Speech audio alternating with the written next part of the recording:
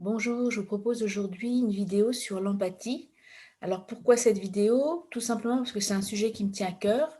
J'ai écrit un livre en juin 2021 sur le sujet et donc cette vidéo vise à la fois à vous permettre de mieux comprendre ce qu'est l'empathie et évidemment de vous donner envie, si ce n'est déjà fait, d'acheter et de lire ce livre. Donc je suis Mariette Strupp, je suis psychologue du travail et puis je suis, formatrice et coach dans le domaine des relations humaines et j'interviens auprès d'entreprises, mais aussi auprès de particuliers. Alors d'abord, première chose, et c'est ce que je vais vous inviter à voir en tout cas et à comprendre à travers cette vidéo, c'est de différencier finalement 3 concepts qui pour certains peuvent être soit pas forcément très clairs ou parfois un petit peu confus. Dans le sens où ils peuvent se confondre les uns les autres. Je pense notamment à la sympathie et à l'empathie et puis nous verrons évidemment un troisième concept qui est, l'apathie. Alors quelques mots d'étymologie.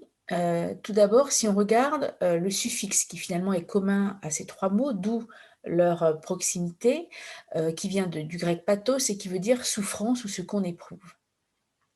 Et puis ce qui va faire évidemment la différence entre ces 3 concepts, c'est le préfixe, qui dans le cas de la sympathie va permettre de préciser en fait, ce que veut dire, le terme. Donc on dira que l'on souffre avec, si on prend vraiment, hein, le mot évidemment au pied de la lettre.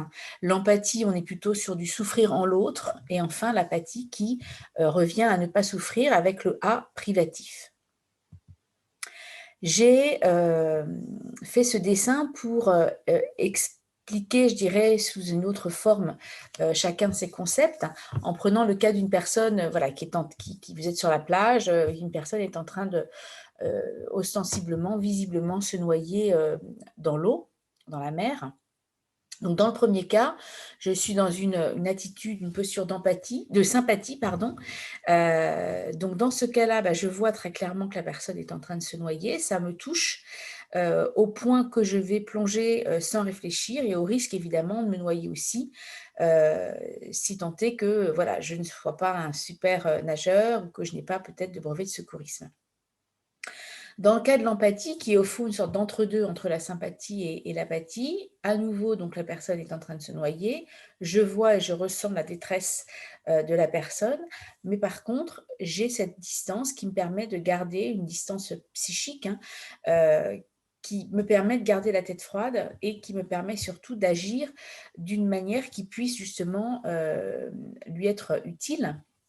Là, en l'occurrence, je vais peut-être lui lancer une bouée si, je ne me sens pas nécessairement, la capacité à plonger moi-même pour pouvoir le sauver.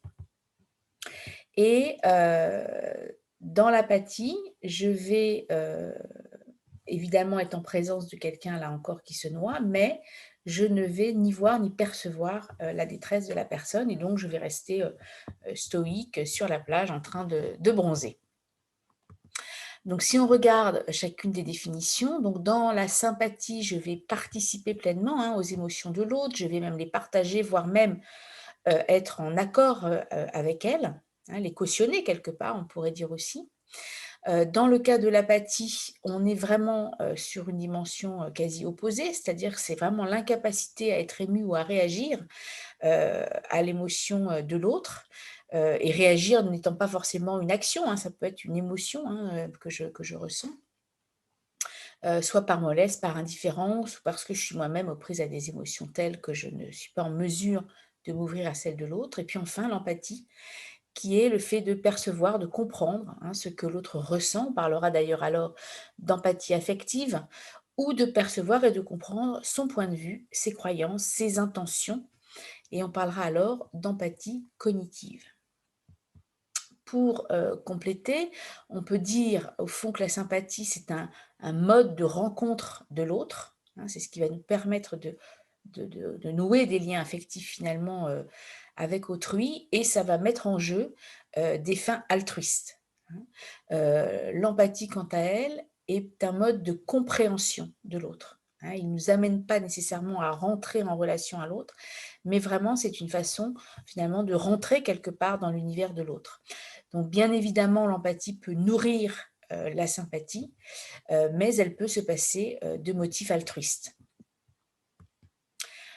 Pour terminer cette vidéo et donc comme je vous le disais tout à l'heure et pour aller plus loin, bah, voilà le petit livre que, j'ai écrit donc et qui est sorti évidemment, en juin 2021. Vous voyez, il coûte peu cher, il est petit par la forme, mais je dirais qu'il a un contenu assez dense puisqu'il va balayer, au-delà de ces différents concepts, les concepts aussi d'altruisme et de compassion, nous permettre de comprendre comment se construit, l'empathie, de comprendre aussi, hem comment on peut la développer, et à cet égard, vous trouverez un certain nombre d'exercices pour vous y aider. Mais je vous souhaite une excellente journée et je vous dis, à bientôt pour de prochaines vidéos. Si ça vous a plu, bien évidemment, je vous invite à partager. Si vous n'êtes pas abonné à ma chaîne, ben, je vous invite également, à vous abonner, à celle-ci. Au revoir.